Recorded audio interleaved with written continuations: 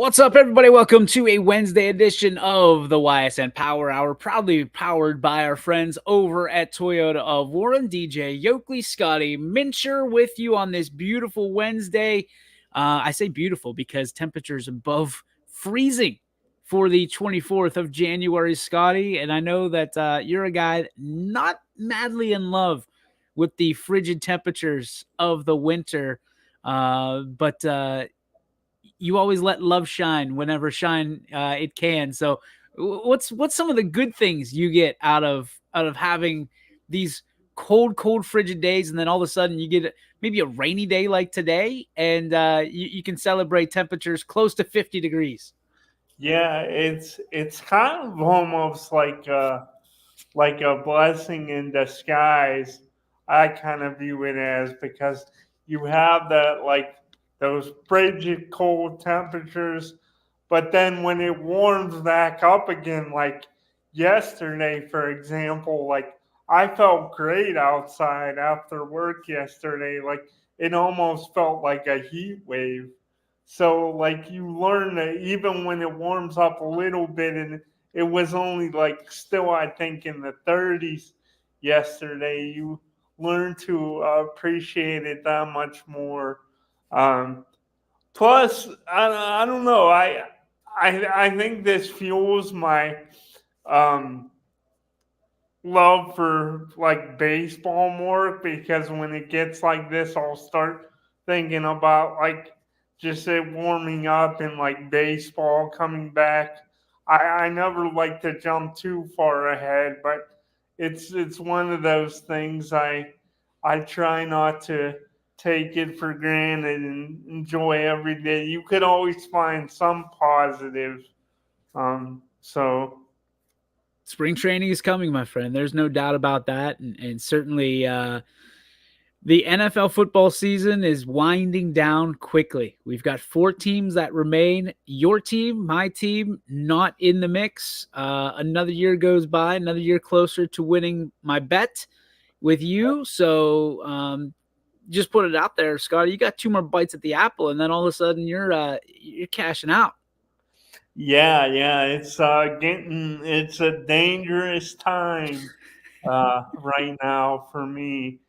Um, Not much room for error now, and I would feel better. I still feel good about the future of the Browns going forward, but I'd feel better if there wasn't such big question marks surrounding the biggest key players for the Browns going forward. Like, is Nick Chubb gonna be back? Is he gonna be the same? You know, what's the Sean Watson gonna be? So that's what I'm really um, concerned about. I do think that the Browns are set up to, like in my opinion, I think they could be good for a while, but there's definitely question marks for sure. So let me ask you this, and we've talked about it. Would you take another year like this next year?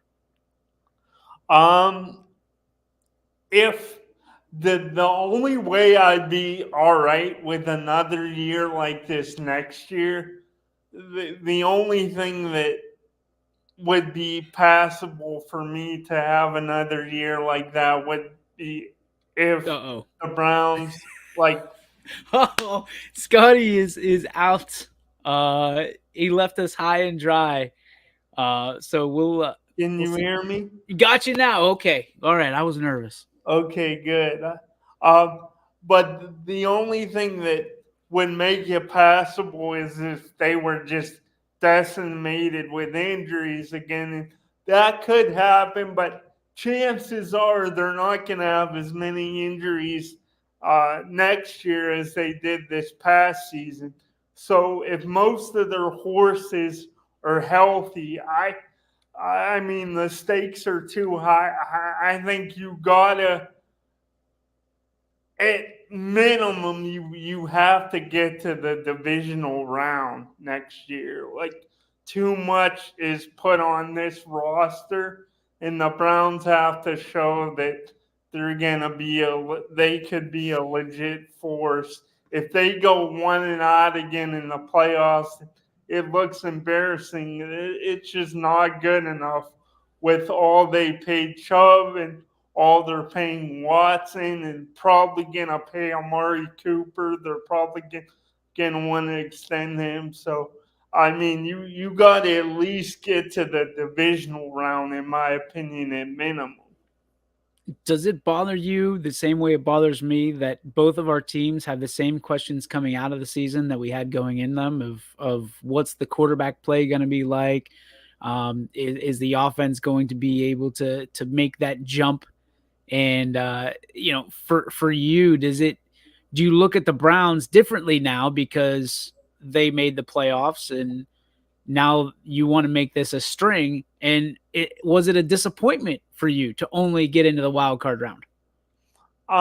In a sense, yes. I think expectations are constantly changing and evolving, and I think most Browns fans, once Deshaun Watson went out for the second time, and everybody knew his season was over after that Baltimore game.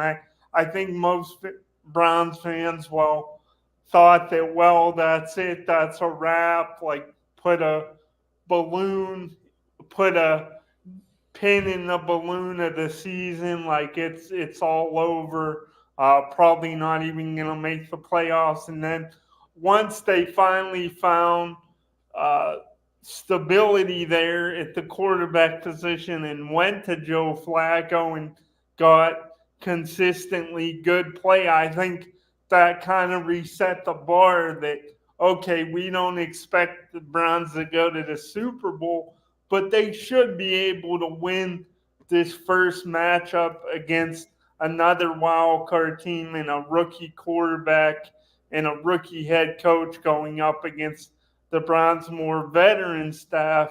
And not only didn't they win, they got boat raced.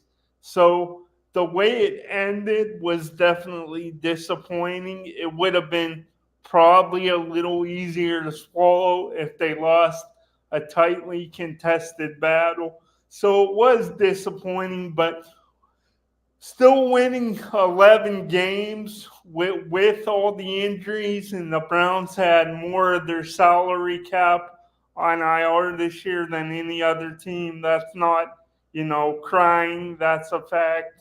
If you take that into consideration, it was still a really good year, but barring the same amount of injuries next year, that's just not going to be acceptable.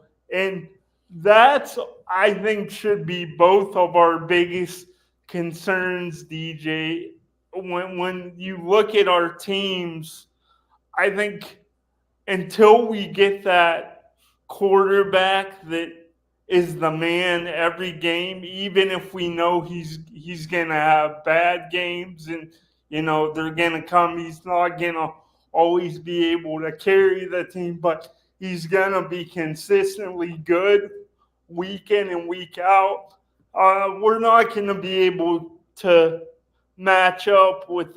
We just won't be able to hang with the Kansas Cities and the Baltimores and the Buffaloes of the world. So that's the thing that's most concerning for me is the Steelers don't have as much invested into the quarterback position. So I think it'll be easier for you guys to be able to flip over as many avenues as possible to find that guy. The Browns are it's kind of like, they're all in with Watson. So they better hope he plays at an above average level at the very least. Yeah, it's going to be interesting. I mean, I think the one really good point that you made, but it's really it can be, I don't know what the word I'm looking for is. It can be misconstrued. You look at, you said what the Browns have the most payroll on injured reserve. Well, that's because they decided they're going to pay somebody $240 million. So let's just put that one in the cup holder and make sure we understand that. I don't know what that means. I mean, I guess that's different if you have 17 guys on injured reserve and they're all your franchise players. But Miles Garrett is a significant part of your team. Did he end up on the IR once this year? No, he was not on IR, and I get your point. I get what you're saying, that a big chunk of it was Watson, and he was injured most of the year. I do get that, but I don't know if you recall, DJ, but you even said at the beginning of the season, from what I remember, you said that you thought that the Browns, um, still to this day, you thought their identity and the face of the franchise, you didn't see that as being Deshaun Watson. You saw that as Nick Chubb, and I think most people do. So him losing him so early as we did week 2 that night in Pittsburgh, I think it kind of changed. Not saying that the Browns couldn't win, because they still did win. They went out and they were a good team this year, but they never really were able to get, because they were mostly one dimensional and didn't really have a good running game. They never really were able to get to the elite level. Um, and So I how many games do you think that not having Nick Chubb cost the Cleveland Browns? um I would say I would say there were at least 2 games in there, maybe 3, where it cost them. Now, with that being said, think I don't think it cost them in the game against Houston. I think even Nick Chubb plays in that game, the outcome is, most likely the same. But what I will say is, middle of the season, more than halfway through the season, we were tied and just got the tiebreaker over the Ravens when we beat them in Baltimore.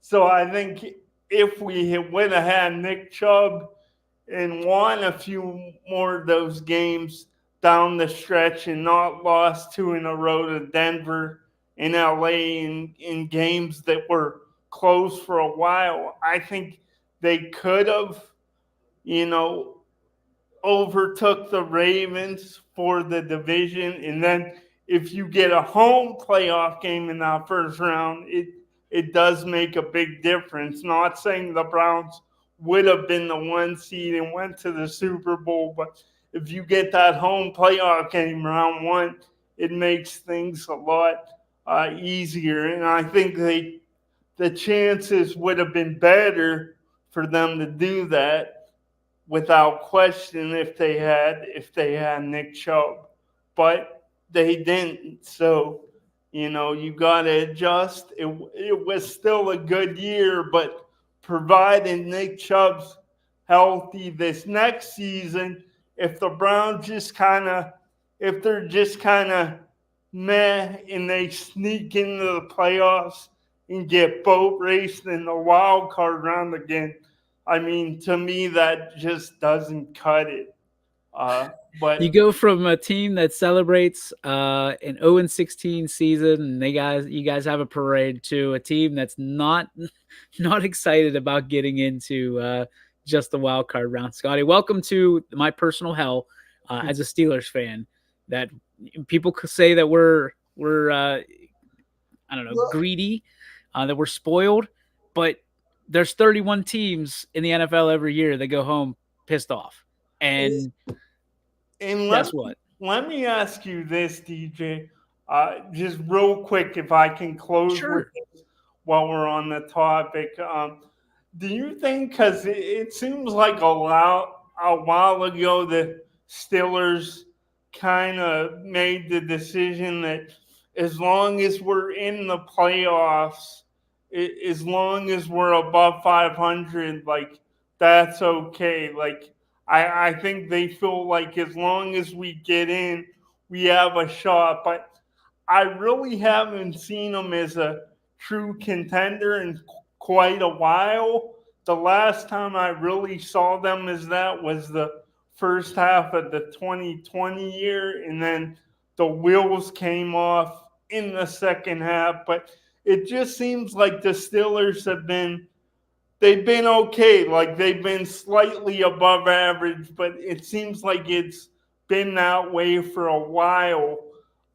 Would you, as a Steelers fan, like, are you content right now with how they've been? And do you think they're just like pretty much a quarterback away? And if they get that quarterback, they're gonna be a force for years to come? Or would you rather see them for 1 year just absolutely stink and be in the bottom five, get a top five pick, and then they stink for 1 year, but then the next year they do something like the Texans did and they get a great quarterback, and then all of a sudden they're in the divisional round or AFC championship? Where do you come out on that? Because I feel like the Steelers have, it just seems from an outsider's point of view that they've been a little too complacent for me lately. But do you agree with that? I don't know about the complacency part of it. I think that they're just a bunch of average, guys for the most part. They're average players, and the Steelers had their fair share of injuries, obviously this year, especially going into the wild card weekend with no T.J. Watt. I'm not going to say that's why we lost, but I think that was a big piece of it is when you don't have the pressure that you're typically accustomed to with what I consider the defensive player of the year. It's gonna shake some things up. Now, we've been in this situation outside of the last what 18 years when we had number 7 at quarterback. I think the Steelers have been in a situation where they've always been a quarterback away. They made it to the Super Bowl with a great defense, with some strong running backs and Neil O'Donnell at quarterback. You have Kent, or was it Kent Graham? I think it was Kent Graham. Then you had who else was it? Tommy Maddox and Cordell Stewart, who the Steelers would get to the AFC Championship with.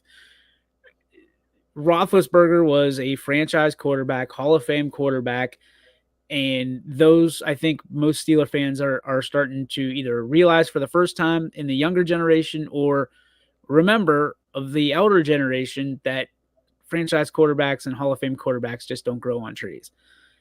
Kenny Pickett, I think, I don't know what's going on with that scenario. It's a whole like plot twist with the offensive coordinators. I was listening to the radio this morning. They're talking about some of the great offensive coordinators that could come in and are excited to work with Kenny Pickett.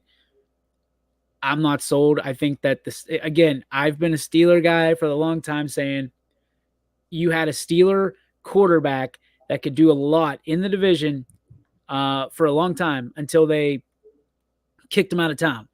And that guy wears the old number 6. I think Baker Mayfield would be an excellent Steeler. I think the Steelers need leadership. I think they need some hard-nosed leadership, and I think Baker Mayfield's the guy. That would be my first call to see, if he's even willing to move from Tampa Bay. So you would take, like, if you had your choice of one, and I know both would make you feel good because you would feel like you're taking something from the Browns as well, probably. But you're saying if you had your pick, you would take Baker right now over Joe Flacco. If you could Yeah, pick. yes, in a heartbeat. And I don't know why everybody's all up on Flacco. I really don't. I get it that he won. It was a neat story. But you were a Flacco guy. Like for the story, yeah. And but I just I don't see it's not. I mean, I'm not saying I'm right and you're wrong because I was you know me, I was a DTR fan, so I was not a believer in Joe Flacco, and he played better than I even thought. Yeah, he petered out in the playoffs, but it happens. But Dave, you, there's no way we're calling Johnny football. I'll tell you that right now. That dude, he'd never even tried. Maybe if he tried, he'd be better. But to not watch any tape, um, you know, is that's just not wanting to be there, not wanting to be around. That's the culture that the Browns had for a while. So, yeah, I think Baker Mayfield would be an awesome addition to the Steelers roster. I think it's far fetched.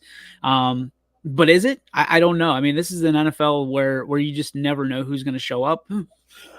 excuse excuse me. You never know who's going to enter the NFL draft. You don't know where people. We see it all the time. People are just chopping rosters. I also think that it's worth. You've got a great relationship with the Chicago Bears. It's worth calling and seeing where Justin Fields is, what the Bears want for him, if they indeed are going to take a quarterback in the draft, which I think they should. There was a lot on the last Bears game against I think it was against the Packers, and Fields didn't exactly come through with shining colors. So I think that a change of scenery would be good for him. I'm not saying that he and CJ Stroud are on the same level, but I think the potential is there for a Justin Fields to be a franchise quarterback if he's got the right pieces in there. Now, with what they have, who knows if the Bears pick, Harrison Jr. and all of a sudden they do have the pieces. I don't know, but I'm not sure that they're necessarily in love with him in Chicago and would part with him for, the right pieces for the Steelers. Who knows? I don't think it's a first round pick. I don't even think it's a second round pick, but a third round pick and, a fourth or fifth, take a shot. Justin Fields, I think could be elite. And I think he's got the tools to lead his team to a championship, but I guess time will tell. where are you at on? Because I've heard some Steelers fans say that you could, he could kick rocks. But are you a George Pickens fan? Do you want to see the Steelers Yeah. keep him for the foreseeable future? Yeah, he's a great talent, and everybody yelling about his blocking ability and him not blocking. Like it's comical to me because you look at it. The majority of people that are complaining about George Pickens that aren't Steelers fans, right? So you look at the pie graph, and just in general, it's Browns fans making fun of George Pickens not blocking, and I'm sitting there asking myself like, you have Cooper, right? And that's it. That's it. That's the reason you're not good. That's the reason you can't win the AFC Championship, is because you've got Cooper and that's it. And they expose that in Houston. Deontay Johnson isn't great. He's okay. He's maybe above average as a receiver. I wish he'd stop running backwards. But if you've got Johnson on one side, you've got Pickens on the other, you've got two receivers that are a threat to get in the end zone. They're a threat to move the chains downfield if the quarterback wants to throw downfield or in the center of the field or at all. But I think if you get a quarterback that has some brass cojones and can throw receivers open, I think that the entire AFC has a problem with George Pickens. I said at the beginning of the year at Athletics that George Pickens was going to be a problem. I think you saw flashes of that this year. That guy, I mean, I believe he had the most catches over, 50 yards or something like that went for touchdowns in the entire league. I forget what that stat was, but the dude's explosive. He can make splash plays, and he makes Deontay Johnson that much better because you've got to double George Pickens. I mean, to not be targeted in a game against the Ravens, they doubled him the entire game, which means you're leaving someone like a DJ, Deontay Johnson open, which is why Deontay Johnson could break it for 74 yards or whatever that was for that touchdown that ultimately got the Steelers in the playoffs. So I am a Pickens guy. I'm not like overly in love with him. Like I don't think he's necessarily on the radar of my favorite Steeler ever, but I think he's a great wide receiver, and every team that wants to be a contender needs one. And they need that other receiver to kind of make sure that you can't double that receiver every single game and take them out of it. So we'll see. But the Steelers have always been good at getting linebackers, and the Steelers have always been good at getting wide receivers. That's just how it is. Yeah, they really have, and I do agree with you as far as the Browns too, that they definitely need a a solid number two behind Amari Cooper, because he gets taken out of the game by defense, and you saw the result of that when he wasn't 100% against Houston. So, but I know, DJ, you had other things. Yeah, real quick, still on the NFL, there's 4 teams left, right? There's the Ravens, the Chiefs, the 49ers, and the Detroit Lions. So if you, not where you're putting your money, who wouldn't you want to see win the Super Bowl this year? Uh, I would say I don't want to see. I would say I don't want to see. Like, I don't mind them getting there, but the more I'm thinking about it, I don't want to see the Lions, I knew it. because then the Browns become a even bigger punchline again, and people say, "Oh, Browns, one of the only teams left, never been, never won one. Now the Lions aren't so I don't really want to see Detroit, um, but not as I just think Baltimore, just because they're in the division, and like it's always been my contention that Lamar Jackson was really good, even when people said they didn't think he was that good. It'll be rough seeing, like, I'd rather see Kansas City just again over Baltimore, but I think even worse than Baltimore would be the Lions winning it for me. See, I would love. I'm really in a situation where I don't care at this point. I'm happy with any outcome. Um, even with the Ravens winning, just because, and I know Sam Torres right now is just the feelings are boiling up in him. I just got this feeling that most Browns fans are sick because that could be another potential Super Bowl winning Cleveland Browns team in the playoffs with Lamar Jackson, with a chance, with the number 1 seed. With, I mean, that was the Cleveland Browns, and I don't envy Browns fans from that standpoint. I just chuckle because that has got to be the worst feeling, is watching that team succeed, knowing that that was your trajectory. It's like watching your high school girlfriend, who is like kind of pretty, right? Grow up and be a supermodel and marry Tom Brady. Like you're kind of like, man, we had all this. We just needed to hold on to it. Just needed to hold on to it, Scotty. And Well, it's unfortunate. and it's one of those things, like, people throw out, like, especially in the NFL, because I think it's like just built for, even though we've had dynasties, it's at least cap wise, most of the time, like, everybody has a shot, like anyone could get in there, unlike baseball, at least when it comes to signing big name players.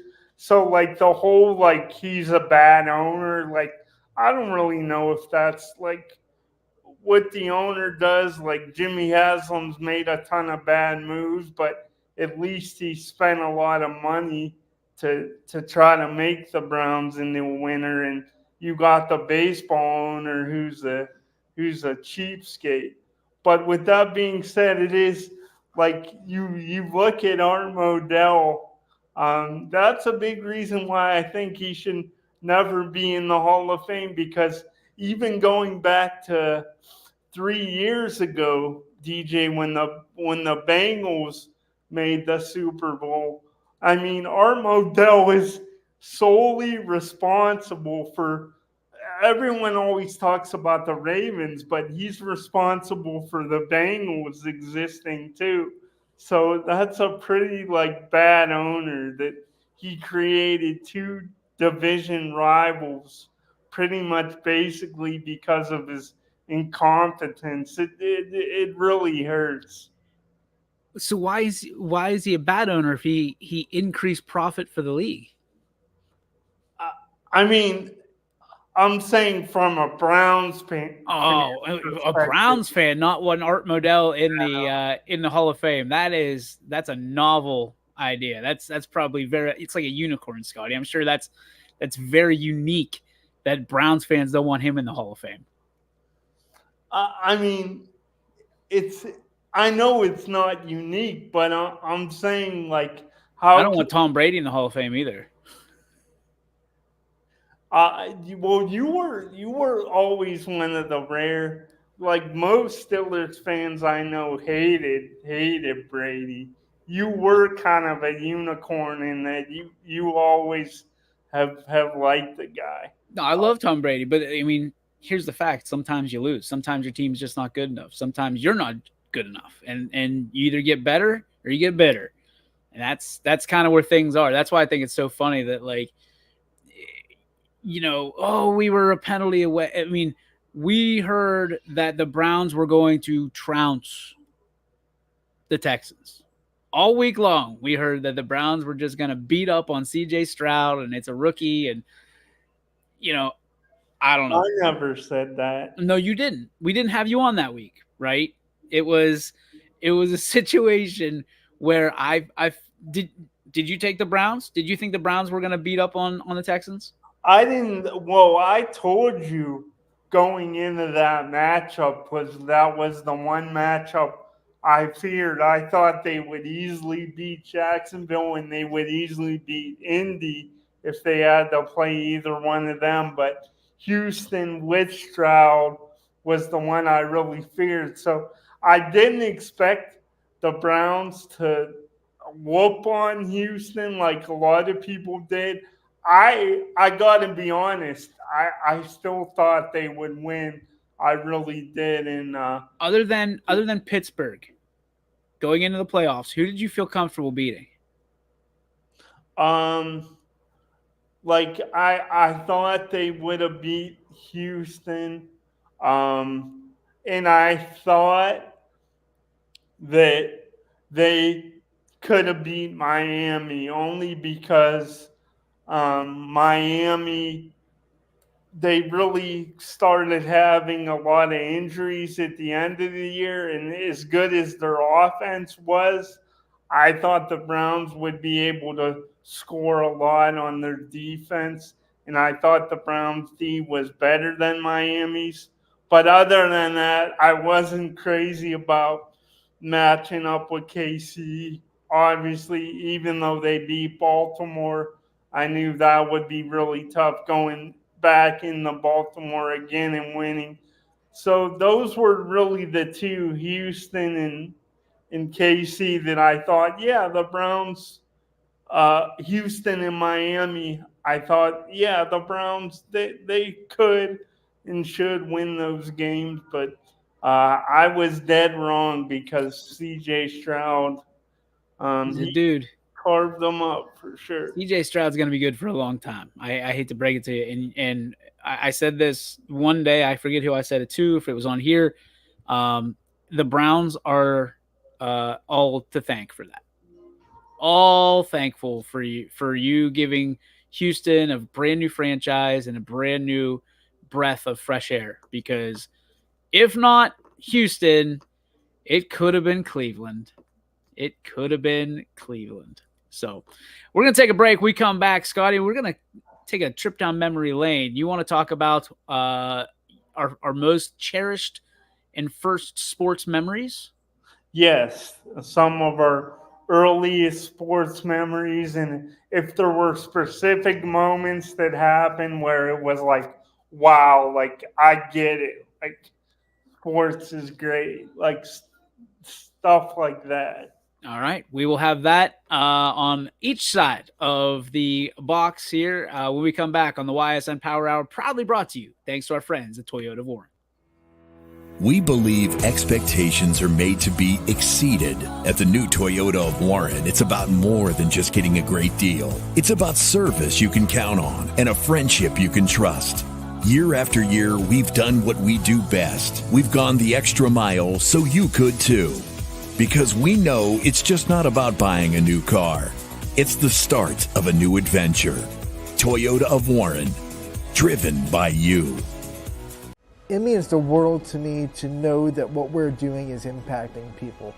And whether it's simply, I got to watch my son or daughter when I was out of town, or we just love watching YSN, we love what you do for our son or daughter. So whenever someone says thank you or someone is appreciative of what we're doing, it tells me everyone at YSN is doing what we initially set out to do, which is shine a light on these athletes and help them kind of promote themselves. My name is Anthony Hartwig, and my sports network is your sports network.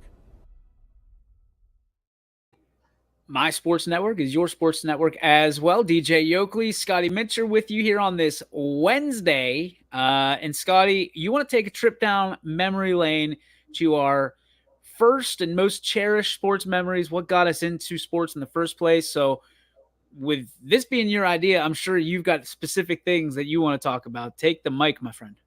Yeah, so I'm chomping at the bit to hear yours, DJ. But first, um, really, my two earliest sports memories is the first one. First and foremost, I remember watching Sports Center with my dad, and we would watch it because it would air over and over again, and we would watch it on repeat, the reruns back in the 90s. And I think it was the same year, around 95. I would watch it with Stuart Scott and I believe the first one I watched, Dan Patrick was on with them as well at that time. And George Scott would always have those like really cool like catchphrases, and he'd say like he must be butter because he's on a roll. And I would always kind of laugh at that stuff as a kid, and I'm like, I really like this guy, and that kind of got me into sports. But the first game I remember, and I know you'll appreciate this, DJ. The first game in my sports memory bank that I truly vividly remember was Michael Jordan in his first game coming out of retirement for the Bulls in 1995. And it was against the Indiana Pacers.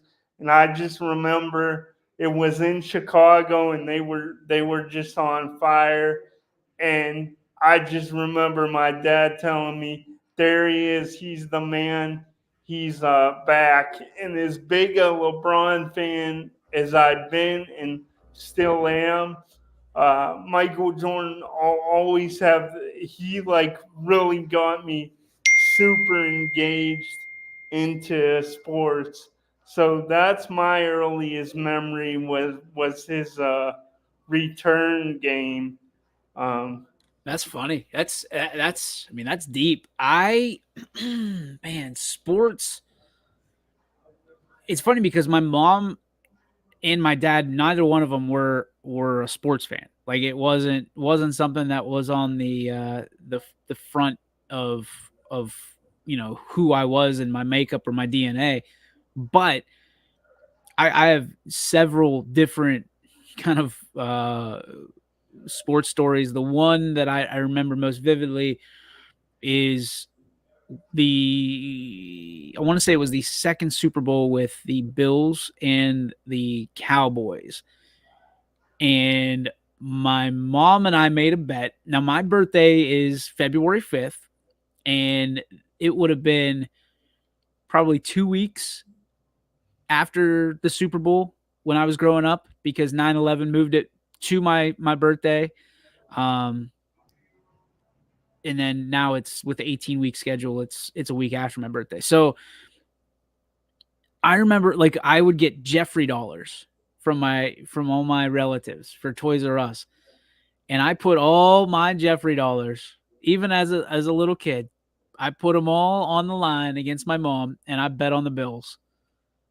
And I bet on the Bills twice. I don't remember what I bet the first time, but I distinctly remember the second time betting all my Jeffrey dollars for double, right? Double or nothing, and losing them and just being absolutely heartbroken because the Bills lost and I lost the bet because my mom being from the Western New York area, I the Bills were like my second team. They were red, white, and blue, which I've always had an affinity for, but also they were the team that my cousins cheered for, and I was just in on them. I loved my Steelers, don't get me wrong, but I was in on the Bills, and I could not believe that this team from Texas with a stupid star on their helmet came in and beat up on the Buffalo Bills. And Jim Kelly was a hero. Bruce Smith was he was a monster. And as a I don't know what that year would have been. It probably would have been maybe 8 years old, something around there. Um, that was one of my first ones. The other ones that come to mind, Scotty, and I think I alluded to this, and it's part of my spark, is Sports Illustrated and the sporting news and CNNSI, which was the alternative to ESPN. And obviously ESPN was huge, but I mean, I was like, we got Prime Star when I was in 7th grade, and it changed my life as a sports fan.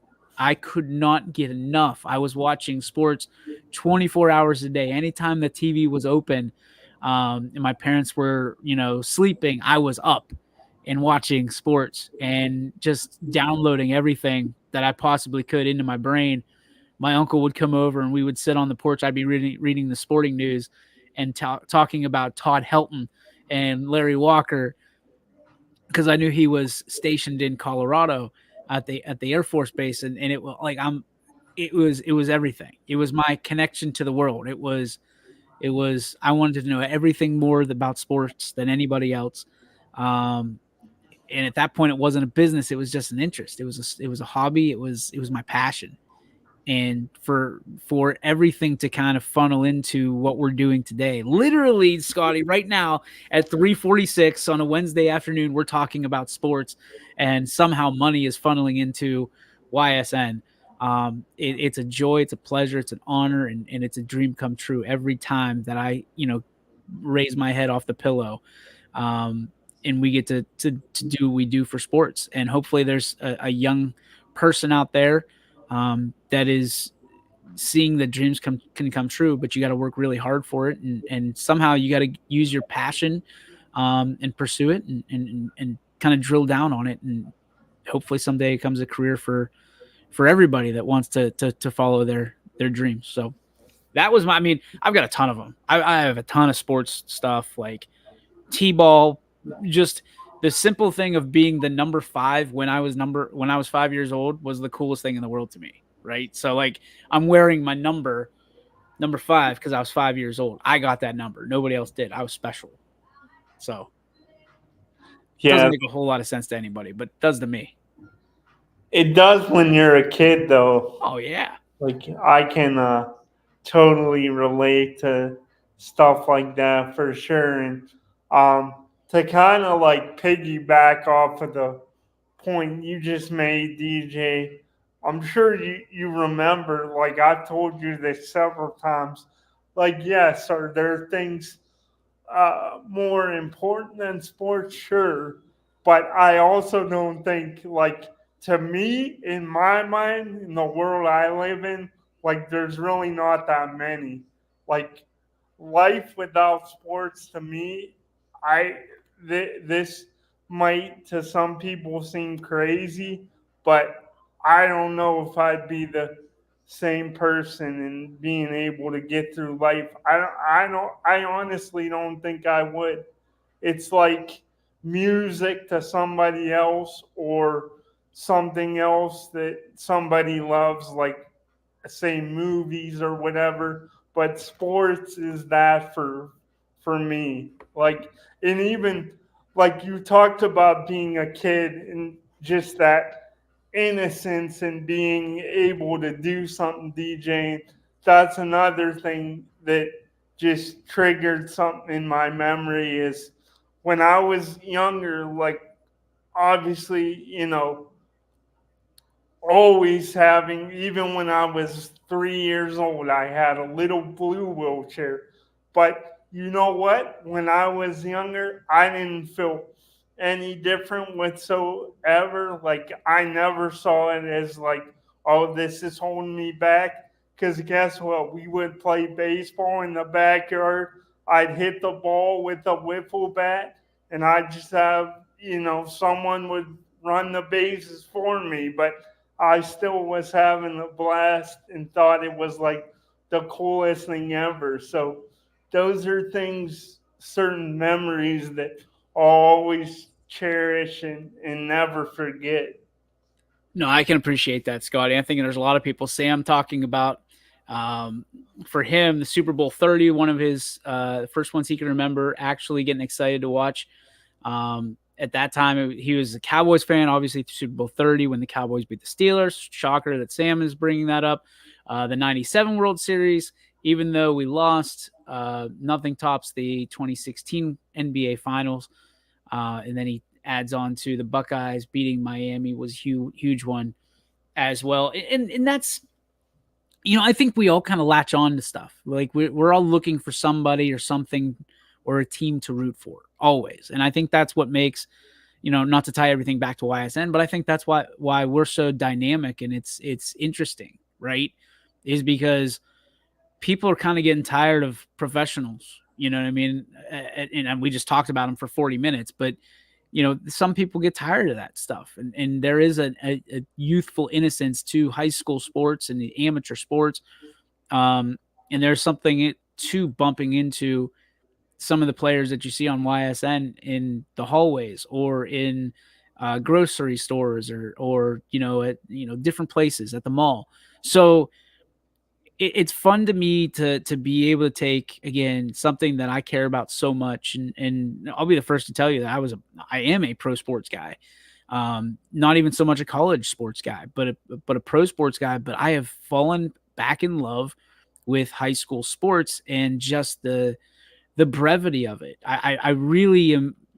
We're gonna make T-shirts and things of that nature that pump up we want high school sports to be great again. Going into a gym that's packed full of people, no matter who they're rooting for, but they're there and you're all there under one roof for one common reason, and that's to watch, good basketball or good football, or good baseball or whatever it may be. That's like the days that I went to high school, Scotty, the days that you went to high school where there wasn't a television camera or there wasn't a media outlet that was streaming the games. I want to bring that back. I want the interest to be back into. Obviously, we're going to be there. I don't want to make anybody think that we're going anywhere. But I want the interest to be back into Friday night basketball and Tuesday and Thursday and Monday night basketball. I want people to go to high school baseball games and go to Sandlot baseball games and root for players that they know because they heard them on YSN. That's my goal. My goal is to create a platform that reignites the fire into communities for sports. And that's a big undertaking, but it's one that I wake up every morning and ready to kick its ass. So I can't wait. I love sports, with all due respect to my lovely wife, my beautiful children. and all my friends, sports has been my life. It's been my first love. It'll probably be the last love that I ever have, because I've loved it the longest, outside of my parents, and well, longer than my sister, but but she's in the mix somewhere as well. But yeah, Scotty, I can't tell you. This is a great conversation. Great conversation. And I think, DJ, your recent photo from the recent Ursuline Oh yeah. basketball game, I think that was a perfect like microcosm of what you think it could be in the not too distant future. Like I do really think we're getting there. But without getting too political, I do want to kind of make a line that just says "Make high school sports great again." And people can sit there, oh, that's political. No, it's just a fact. I want to make them great again. I think that we've got the people to get people excited about high school sports and amateur sports, because there's something to get excited about. Like in supporting your community, as opposed to supporting someone who is already getting paid for it. I think there's a major difference, and I think it's still cool to be able to, like I said, bump elbows with people after the game, that you can appreciate the craft and the hard work that they put in, because they love it, not because they get paid for it. So there's something to it, Scotty. There's something definitely to it. All right, we're going to quickly roll through, because we had some breaking news today that people don't even realize, because they've been at work and kind of getting back in the grind of things. We have had a long layoff from the YSN Power Rankings, and I can tell you why, is because it has been so challenging, and we took a stab at it once, and then it kind of fell off. We had some different moves and shaking and movement within the company, but what I can tell you is it is terribly, terribly, terribly hard and challenging to find, first off, RPI. Secondly, and Sam will attest to this 100%, because he and I have gone back and forth and back and forth. Also, Anthony Hartwig and Chris Sigler, of finding all the data that it takes to make up a power rankings without making it just completely throw spaghetti at the wall and see what sticks, and completely based off of opinion of one person or few people, of trying to jockey people for position based on love for those teams. I was the one specifically, yours truly, that said, if we can't do it right, we're not going to do it. So we shut it down. We shut it down for, I don't know, probably a month there. Well, the RPI is back. We got it from the OHSAA and Max Preps and Martin RPI, put all that together. We have bunched it all up into a ball, thrown it into the artificial intelligence generator based on wins, based on your RPI, based on your opponent's record, your opponent's record, thrown it all in there, and it spit it out. And today we released the first official 2024 power rankings for girls basketball for YSN. And Scotty, we have some intrigue, some interest all around this list, because at the top of the list, I don't think people are surprised about necessarily the top three, which are Archbishop Hoban out of Akron with an RPI of 0.721562, which probably means absolutely nothing to you. Edgewood, Ashtabula Edgewood coming in. They were a perfect 13-0. Now Hoban's 13-2. Edgewood is 13-0, and they have an RPI of 715. Okay. Crestview, who is 18-0, have not lost a game, has an RPI of 677.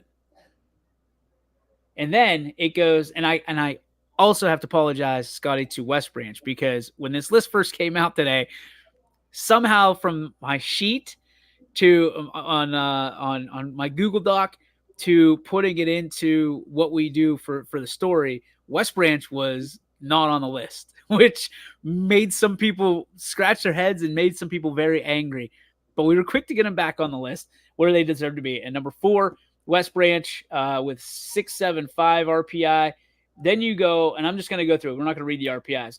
Boardman at number 5, Columbiana at number 6, Badger at number 7, Warren JFK at number 8. At number 9 is Mineral Ridge. Howland at number 10, Poland at 11, Austintown Fitch at 12. Number 13 is Champion. 14 is LeBray, followed by Grand Valley, then Springfield, Canfield, Southern, followed by Pymatuning Valley, United, Ursuline, Western Reserve, East Liverpool, Jefferson, and Cheney rounding out the top 25. We also have the bubble listed as well. When you look at the article, go there, read the article. I put it together, so obviously I think it's Pulitzer Prize winning. But there's a lot of people like, why are you doing this now? Like, we're heading towards the tournament? Well, here's why. Because people love the power rankings. I'm willing to put my stamp on it. I'm willing to say I make mistakes, but when you're dealing with all this stuff, Scotty, the RPI and all the facts, it's hard to argue some of the things. I've already received Crestview's won more games and Edgewood's won more games than Hoban. You're just saying Hoban because it's Hoban. Well, RPI again takes into your opponent's record and your opponent's record. So, and obviously the amount of the type of games that they're playing. So, very interesting to me. The boys will be released tomorrow. So those that are asking about the boys' power rankings, those will be out tomorrow. We got the rankings in. I'm making sure someone's checking this to make sure that it's legitimate. It's based off of recent wins, recent losses as well. So that's another kind of dynamic piece that we bring to the table that nobody else does. So excited about this and obviously even more content for the page. So there you go. You can go to ysnlive.com right now and read up on all the power rankings and all the RPI from each and every team, the top 25, and then the teams that are on the bubble. Is your team on the bubble? Go find out. ysnlive.com. And Scotty, that leads us to the final portion of our broadcast today, which is the Joe Dickey Electric. What's your spark? Presented by Joe Dickey Electric. Anything commercial, residential, electrical, and industrial as well. Anything in any one of those needs, you need to call our friends over at Joe Dickey Electric or visit them on the web at dickieelectric.com.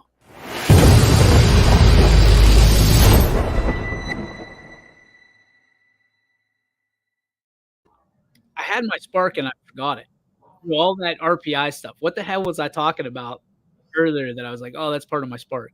It was Sports Illustrated. That's what it was. Thank you. Okay, so I'll lead it off. Sports Illustrated, Scotty is toast. At least what I'm gathering is it's toast. They fired every writer, essentially, everybody that works on Sports Illustrated. What a sad day.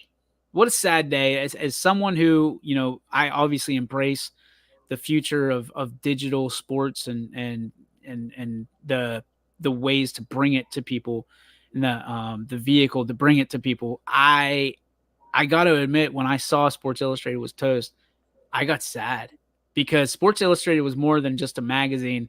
It was a lifestyle. It was pop culture. It was, the swimsuit edition. It was tracing Tom Brady. It was tracing the world's greatest athletes. It was allowing Sports Illustrated for kids, like the trading cards that I looked forward to every single month of tearing those perforated edges out of the magazine, folding them up, and then, having them.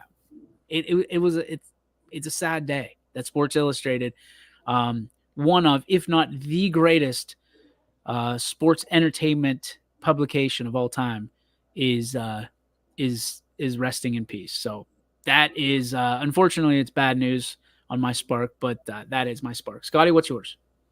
And I can totally get behind that. I remember every Thursday getting the new edition of Sports Illustrated. So, yeah, I'm definitely feeling you there.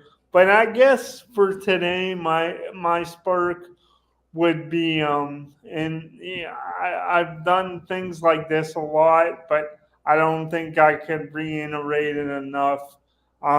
just my support system and the fact that so many of my friends and family, and you're included in this as well, DJ, have my back. I think sometimes when you're going through a struggle, sometimes it's okay if you just like get through and you really don't accomplish anything that great, but you're getting through. I think sometimes that's okay, but eventually you got to look yourself in the mirror and you got to say, okay, I've been coasting by. Like, what am I gonna do to better myself here?